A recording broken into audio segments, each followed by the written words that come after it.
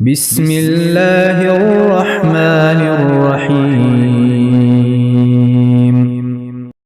سعد نے بیان کیا ان سے ان کے دادا ابراہیم بن عبد الرحمن بن عوف رضی اللہ عنہ نے بیان کیا کہ عبد الرحمن بن عوف رضی اللہ عنہ نے کہا کہ جب ہم مدینہ آئے تو رسول اللہ صلی اللہ علیہ وسلم نے میرے اور سعد بن ربیع انصاری کے درمیان بھائی چارہ کرا دیا۔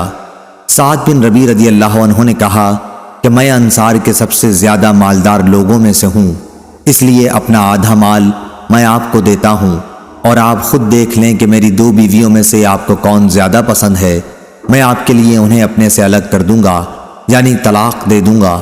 جب ان کی عدت پوری ہو جائے تو آپ ان سے نکاح کر لیں۔ بیان کیا کہ اس پر عبد الرحمن رضی اللہ عنہ نے فرمایا مجھے ان کی ضرورت نہیں، کیا یہاں کوئی بازار ہے جہاں کاروبار ہوتا ہو؟ سعد رضی اللہ عنہ نے سوق قینقاع کا نام لیا۔ بیان کیا کہ جب صبح ہوئی تو عبد الرحمن رضی اللہ عنہ پنیر اور گھی لائے۔ راوی نے بیان کیا کہ پھر وہ تجارت کے لیے بازار آنے جانے لگے۔ کچھ دنوں کے بعد ایک دن وہ رسول اللہ صلی اللہ علیہ وسلم کی خدمت میں حاضر ہوئے تو زرد رنگ کا نشان کپڑے یا جسم پر تھا۔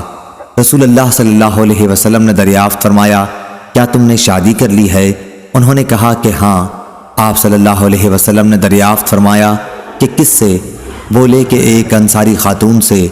دریافت فرمایا اور مہر کتنا دیا ہے؟ عرض کیا کہ ایک گٹھلی برابر سونا دیا ہے، یا یہ کہا کہ سونے کی ایک گٹھلی دی ہے۔